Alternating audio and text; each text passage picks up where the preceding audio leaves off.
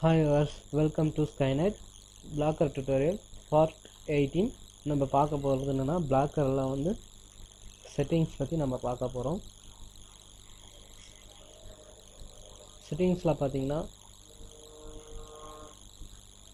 நம்ம பாத்தீங்கன்னா basic பார்க்க போறோம். Basicனா என்னன்னா பாத்தீங்கன்னா அதாவது நம்மளோட Blockerோட தலைப்பை மாத்திக்கலாம். டைட்டில்ஸ் பாத்தீங்கன்னா Skynetனு கொடுத்துக்கலாம். நம்ம எடிட் கொடுத்து நம்ம மாத்திக்கலாம்.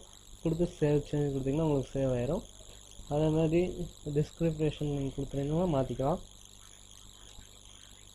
அதே மாதிரி பார்த்தீங்கன்னா பிளாக்கர் அட்ரஸ் அதாவது யூஆர்எல்னு நம்ம மாற்றிக்கலாம். அதில் எடிட்டில் போய் எடுத்து கொடுத்து நம்ம மாற்றிக்கலாம்.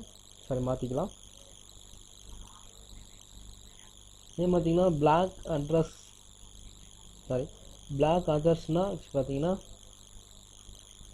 இப்போ உங்களது வந்து இந்த இமெயில் வச்சு ஓப்பன் பண்ணுறோம்னா இது வந்து மற்றவங்களுக்கு அதாவது மற்றவங்களுக்கு பப்ளிஷ் ஆகணும்னா நீங்கள் ஆட் ஆத்தர்ஸ் கொடுத்தீங்கன்னா வேறு யாரோ அட்மினை கொடுத்தீங்கன்னா உங்களுக்கு வந்து நீங்கள் போஸ்ட் பண்ணுறது அவங்களுக்கு வந்து இதாகும்.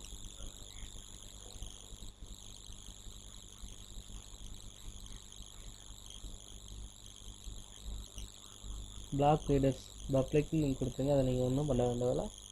போஸ்ட் அண்ட் கமெண்ட்ஸ் இது பார்த்தீங்கன்னா வச்சிங்களேன் உங்களுக்கே இது புரியும். போஸ்ட் அண்ட் கமெண்ட்ஸ் பார்த்தீங்கன்னாவே உங்களுக்கு இது புரியும். மொபைல் அண்ட் இமெயில் இதெல்லாம் அதையும் தேவையில்லை.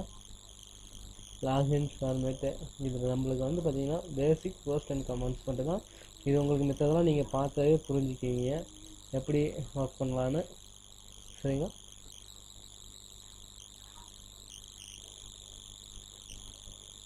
உங்களுக்கே பார்த்தாவே இது புரியும் எப்படி ஒர்க் பண்ணுறது.